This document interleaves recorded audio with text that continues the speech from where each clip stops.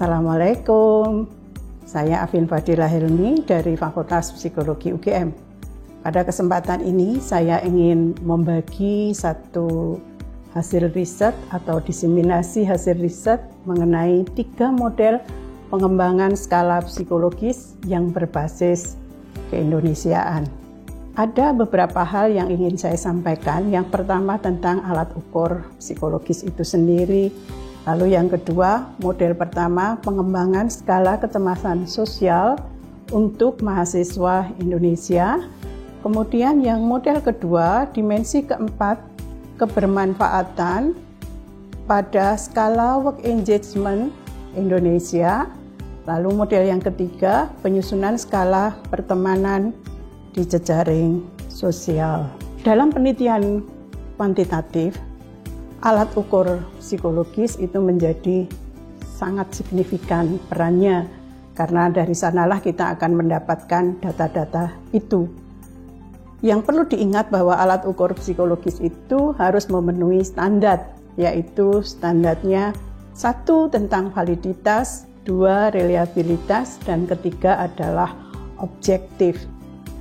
Satu hal yang perlu diingat bahwa masyarakat Indonesia adalah masyarakat kolektif yang sangat berbeda ciri-ciri masyarakatnya dengan alat ukur yang seringkali dikembangkan di Barat, di mana mereka lebih mengembangkan satu masyarakat yang berbasis individual, sementara kita berbasis kolektif. Oleh karena itu, pengembangan skala psikologis yang berbasis masyarakat Indonesia itu sangat diperlukan. Saya ingin memberi contoh.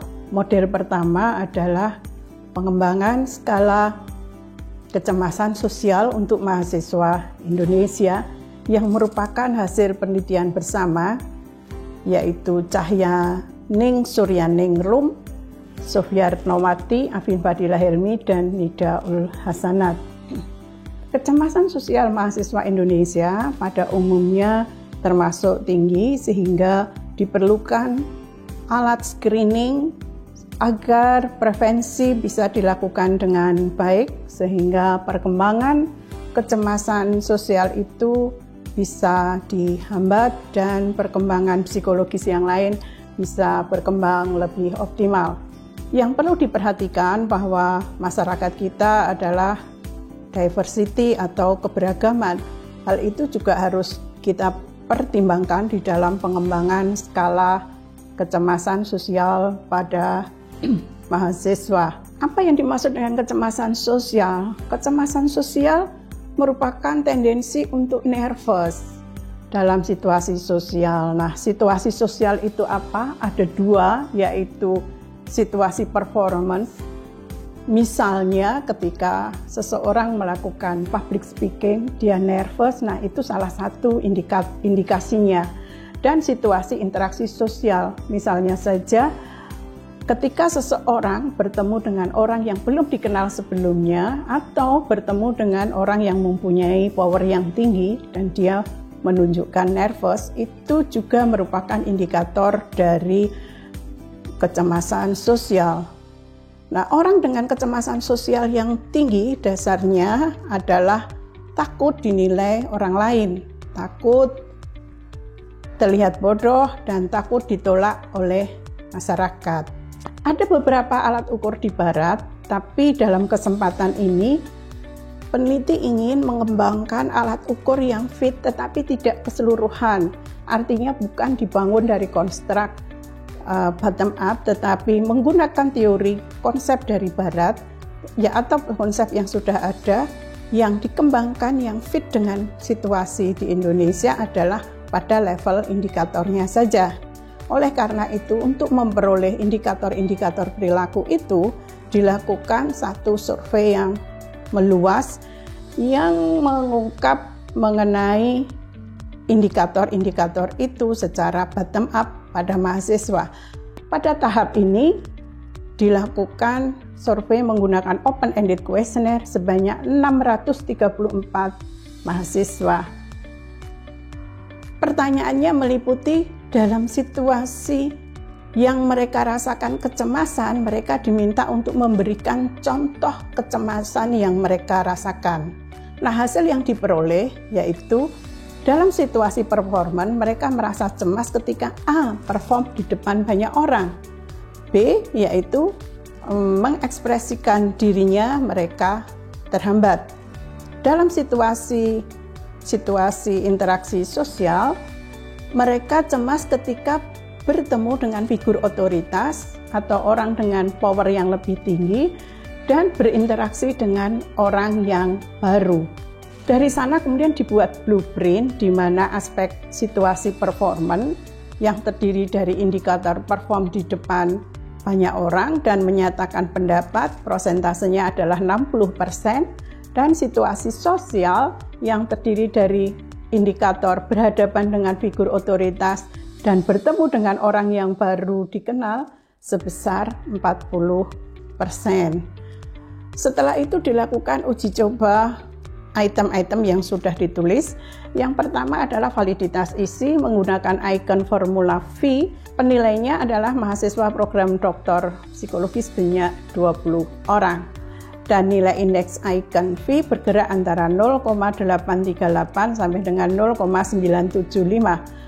Yang artinya dapat disimpulkan bahwa skala kecemasan sosial ini item-itemnya memiliki validitas isi yang baik. Nah, uji coba yang kedua adalah analisis diskriminasi item.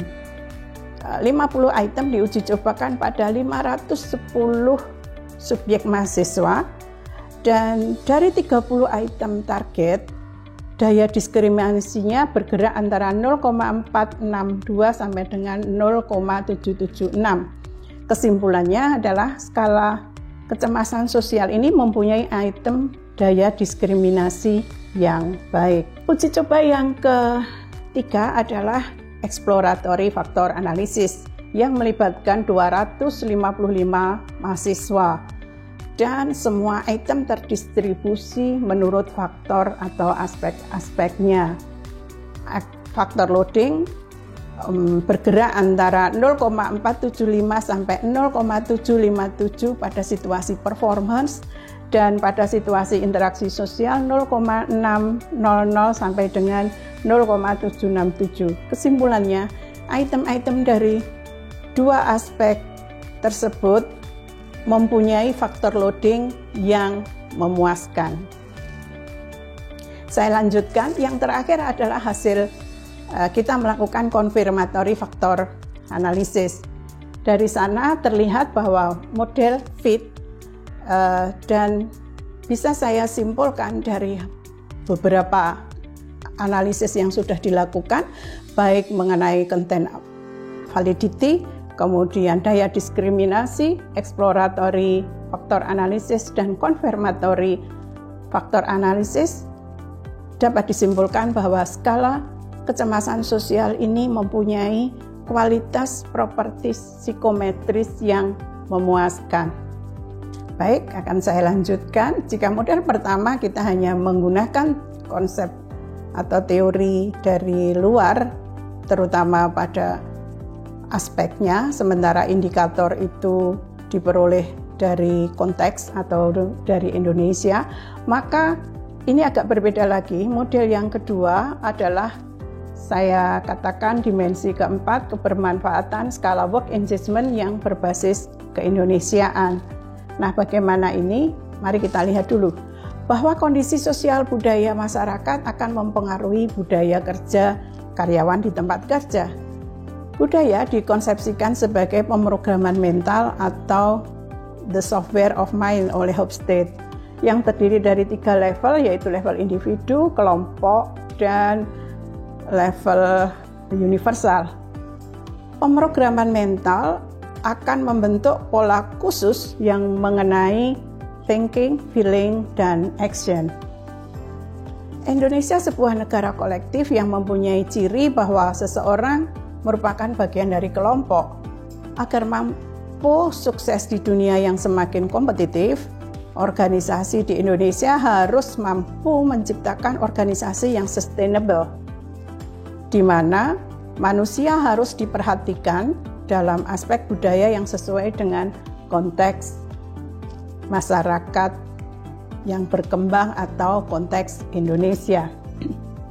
Nah, kunci mencapai hal tersebut, karyawan yang bisa berkembang dan mempunyai semangat serta passion kerja harus mengadopsi budaya kolektif Indonesia.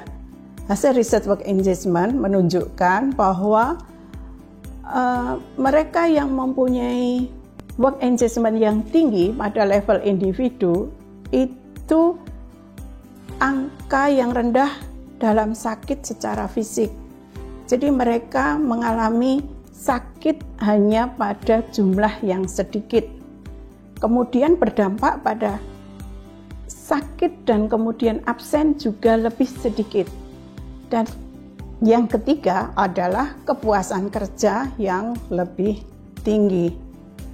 Pada level organisasi, work engagement diperoleh hasil lebih produktif secara organisasi, kemudian lebih mampu memberikan kontribusi, sedikit beraktivitas yang kurang produktif, lebih loyal pada perusahaan dan meningkatkan profit.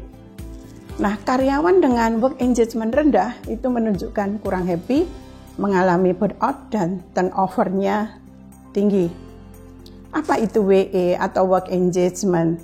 Work engagement yang saya gunakan di sini dari konsep yang dikembangkan oleh Becker and Savolli yang merupakan satu keadaan motivasional dan afektif yang bertujuan positif mencapai kepuasan kerja yang tinggi yang terdiri dari 3 dimensi, yaitu vigor, dedication, dan absorption. Kalau kita lihat 3 aspek atau 3 dimensi tersebut, semuanya bersumber pada diri sendiri. Padahal dalam budaya kolektif kita, dalam masyarakat kita, bermanfaat pada orang lain menjadi sesuatu yang penting. Artinya bahwa kepuasan kerja itu tidak semata-mata berpuas pada diri sendiri. Ada aspek-aspek eksternal yang bisa diperoleh. Nah, work engagement sudah ada skalanya yang bernama UWES atau Utrecht Work Engagement Scale, UWES.